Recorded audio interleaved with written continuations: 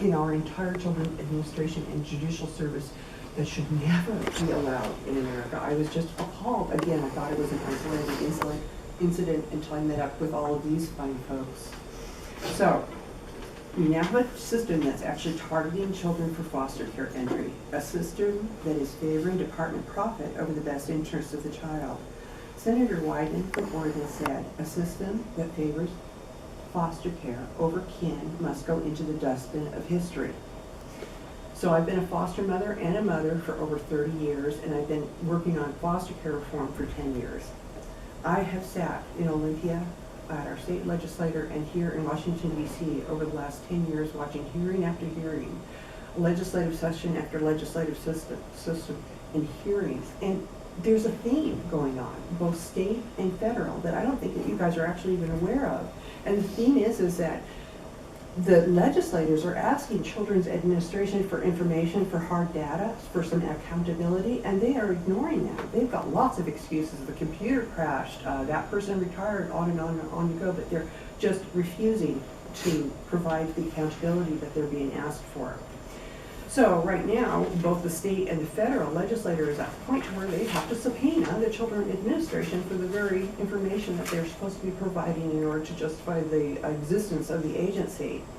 Senator Stabenow, also on the Finance Committee, said, we are swallowing up our children alive in a sea of bureaucracy. We can't seem to stop it. What can we do? We can't seem to stop it. That's a federal senator. That's scary. But Senator Stabenow is right. Congress is unable to stop it right now, and this is why. But first, here's a couple of quick examples, and I've gone into great detail with you about the specifics of this. But we have unstoppable psychotropic overuse in foster care population. It's not going to stop until we get to the budget, because when you pay foster parents more money to put their child on psychotropic drugs than not to put their child on psychotropic drugs. And we're talking about a double raise. Yes, it is tied to that. Sure. If you're a foster parent, you have a foster child, you're the one who's in charge of taking the child to the doctor's appointment. And in the state of Washington, level 1 foster child is $525 a month. If you take them down to the doctor and talk them into putting them on Ritalin, you've just got a raise. You're now making $500 or $725 a month per child. So if you have 4 children and you got them all on Ritalin, you just got $1,000 a month raise for popping a pill in the morning.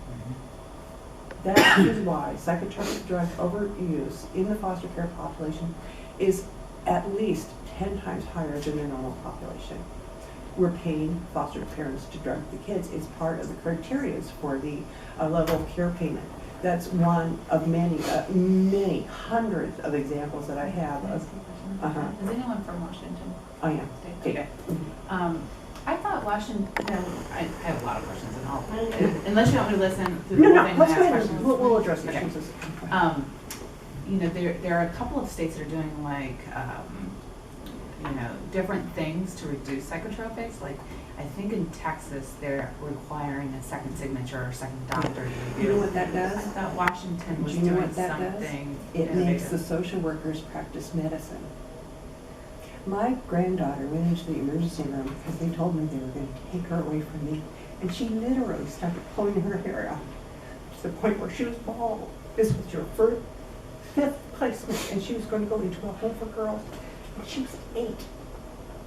And so I took her to the emergency room, and they said that, she's obviously having us, and they put her on medication for it, right? Then we couldn't get her put on it for over 2 months because the social worker wouldn't sign off on it. So. No, this is a second opinion by a doctor. Right. I'm just Again, wondering, then I you- thought Washington State was doing something innovative with No, regard to psychotropics. you have to wait for the social worker's promotion to put them on psychotropic drugs, and that was as of 2 years ago. Something new since then may have happened, but in our case, it was. So in this case, you wanted her to be in. In this case, we long did, time. Okay. but most cases, they're putting, I was her, I don't know if I was or was not her foster mother at that time, but that was not my motivation, because I'm family. I didn't want to put her on psychotropic drugs to get more money in my pocket. I only want what's best for her medically. Right. And there's a difference when you're getting paid to do a certain action. So you're saying in some instances it took too long, in some instances they just go ahead and do it? Very, exactly true, Okay. yeah. And there's really no Little bit of regulation both. on it because again, social workers are unable to practice medicine. And one of my advocations, and this is over here, but I believe that nurses should be the frontline responders because all social work you can do is put a kid in foster care. That's their entire bag of tricks. Okay. Whereas a nurse can go in and diagnose for postpartum depression, they can actually make a diagnosis of drug addiction and treatment for it. They're fluid. Nurses don't try to put people in jail. I Anyway, didn't that's mean to very carefully continue. Can I just say, with regard to your question, Kansas doesn't allow second opinions. They're municipal. And Okay. they force them So that's something to be looked into. I think That's a big, big just on problem. this issue alone, which is a big issue, and I think we need to tackle it, and unfortunately, we haven't, and I think we need to find some solutions, some best practices. Mhm. You know, we've asked HHS to say, what are the best practices, to put it out to the states so that states know what to do, because there are some states that are doing things that reduce psychotropic use. I actually have a So, solution. You do, I okay. do. It's really easy. But I'll continue with the Okay, problem please for a do. moment, like, too. So, psychotropic drug use, Mhm. we already know about favoring foster care over kin placements. This is another big, real biggie that everybody knows about on the state level, but no one is talking about. And the reason that I know about this is because I've gone over a 2-year process through this exact thing. Good state legislators are unable to pass laws that will result in a reduction of foster care. I had a really easy idea. It's called the Advanced Directive for Parents. If the parents sign it, then they will authorize auntie or grandma or whoever, 2 or 3 people, pre-screen with drug testing and with background checks, ready, set, go. Just like if you had breast cancer or terminal mom, you would have a backup plan in the event of rehab or relapse. And same with the drug moms. We would have this document so the child wouldn't even see the inside of a foster care. We already got a relapse plan, but it couldn't go through, and this was why. Title 4E pays per head count for foster care. And we did the math and figured out that we would have an immediate reduction of about 25% of the head count foster children coming into foster care in the state of Washington. And the state of Washington cannot afford to take the head count reduction hit in Title 4E funds. If 25% less children came into foster care in the state of Washington, havoc would ensue. We would have to lay off social workers. And we also, in the state of Washington, have a law on the bills that you can't even introduce a bill that's going to end up costing the state treasurer money. So we can't even introduce bills in the state of Washington that would have a result of lowering foster care because of the way Title 4E funds are structured. That is the very definition of a perverse incentive system. Just to make it clear, everyone here knows that not every child is 4E eligible. Right, So that's right, you've yes. got- It's the 4E ones. Okay, so And you they're got 4E. targeting 4E too. So if they're targeting 4E, so it's also a match, so the state has to put their money, so if they didn't get There the is some state money, but the bulk of it is coming from 4E. And when you do the dollars, and they did do the dollars, it was But they, havoc. so if, let's say, fewer kids are coming into care, you don't get the federal money, but you have all, so now you have all the state money, right? Do you think they're gonna spend their own money? No.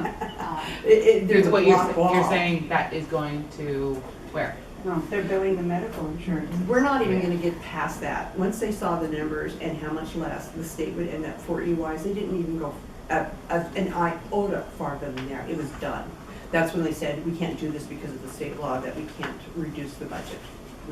They stopped it on that, but the real reason was because of the lowering of the foster care 4E payments. States are in really, financial crises, and they just cannot afford huge hits like that. Can I And ask if I you can to- interject, I can speak to that point for Connecticut. Sure, just 1 second, I'm gonna have it, take a timeout because Nick was helpful in getting a tour rearranged. Yeah, and who sorry needed- to interrupt, Yes. just to let you know that the tour wasn't scheduled, yeah, so same meeting place, the National Statue, and just, that'll be at noon. Thank you so much. Thank you, Appreciate for it. following up. Thank you. Okay, go ahead. In Connecticut, those Title 4E funds uncapped flowing into our state do not go to Child Protective Services as a revenue stream coming in. They go to our general fund. and they are not necessarily dispersed relative to Child Protective Services expenses. So when Kathleen is talking about not wanting to reduce those dollars via reducing the number of children in care in Connecticut, that would be reducing the state revenue stream for other projects as well. And they are dependent upon those dollars to balance the budget each year. And another piece of the equation is that in our state, Medicaid dollars play a very critical role in what services children in care are getting, as well as what services children who have Medicaid outside of state care can get. We are one state that does not take advantage of many of the waiver programs because those waiver programs do require some state matching dollars. And we will not permit in our state any additional waiver programs that could meet these needs if state dollars must be allocated. We're at a zero The state state dollar dollars allocation. have to be allocated if you're getting 4E. But no additional, no For the additional. vouchers. So with these different programs that would be valuable to combat some of these unintended consequences, we're not looking at them at all, and it's relative to how this funding pieces are Okay. worked I just want together. to make it clear that, like, 4E is not just free money to a state. No, I understand Okay. that. use it. I wanted to just add one And piece. if they use it that way, then you have to have a state audit, because that's not I'd love the to way. see A it. state audit Oh, would be very yeah, appropriate. full on state audit. I do want you to understand, one mechanism by which the state procures the money that they are obligated to contribute to receive those Title 40 funds. And it's so interconnected, I could spend days here explaining this whole thing to you. But one of the things that they do, as soon as a child is diagnosed with a condition and treated for that condition with some type of psychotropic medication, the next step that happens is they are applying for Social Security benefits for the children. Children who come into care who are already receiving Social Security benefits because the child themselves has a disability. Those Social Security monies are in fact being absconded by the state of Connecticut for their use. And I recognize that the law says that Social Security benefits collected on behalf of a child are supposed to be used to meet that individual's child's needs and supposed to be set aside for that child's use. I can promise you that that is not what is happening. And that is very, very important for people for that child. Yes. They didn't tell me. She was living with me the entire time. I had no idea why she was put on Social Security. And when I asked the Social Security office, they stopped her Social Security. And they won't give me any information. I remember you bringing this Yeah, up. so there's something fishy going on, Right. folks. Additionally, there's. So back been to, let's go ahead and stay Can I focused. One more and then touch we'll one go. more money? You betcha, hun. Thank you, because this just burns mine. I know specifically for myself, so I can only imagine what it must be like if anybody has any child support income for their children. I wanted to keep my child off of disability, and his father could provide, so we had no reason to go and suck money out of Social Security funds. It would be available when he turned 18, we would apply. So we had a $2,600 a month child support order that goes, I literally watch it go from his father's to the state to poof. I ended up homeless. I ended up having to collect Social Security. And the state profits off of now my son's Social Security, his child support. I pay child support. I would like to interject. And then in they're this. still getting all of the other money and the Medicaid and the $500 a day person who follows him around school to keep him disabled. It's just a continual siphon. There is actually a triangle going on that I don't believe that anybody was ever aware of, possibly until we got into this room. But in the state of Washington, what happens is Title 4E funds go to help states collect child support, right? Child support, it's part of the Title 4D funds. And so it goes to the state to collect child support for a parent with an absent parent to help with collections of funds, right? And that's its charge, and that's what it used to do. But now, when the money comes from the Title 4E to the Children's Department, they are now collecting only 30% of total funds collected that goes to an actual parent. The rest is going to DSHS and other. Yes. I mean, it was supposed to be $5 a month, not 30%. all of it. And as far as the targeting of disabled children for Social Security in the state of Washington now, we have a disability rate of 3% of our child population on average. And that's pretty standard national, that meaning, and the definition, the parameters of that would be a child who is eligible for SSI, 3% of the child population. But now when you look at the population of children who are being adopted as foster children to adoptees, is 50% of their adoptions now. And you cannot get from 3% to 50% without targeting. And we have a law on the books that the sole reason for, if the sole reason for a child needing either foster care or advanced foster care with medical or mental health issues is that the child is disabled, you are not supposed to put dependency upon the parent. It used to be that that was the only way to get help. You'd have to hand your child over to the state. There's a law on the books now that you are not supposed to. And yet when our little Devin had mental health issues and we put him in a medical foster care, same thing happened. We got a caregiver, went to go get him out, and they made him dependent on the court. So there's a lot of really funny stuff going on. So, Hard Sabbath. okay, I'll go quick through this then. Okay, so I found the solution to the problem and the actual cause of the solution too. So our current antiquated federal budget is a result of the 1974 Budget Act. That was 42 years ago. And the underlying goal of this budget was to spend more and grow more. We've accomplished this. And this is super complicated stuff, but write this down.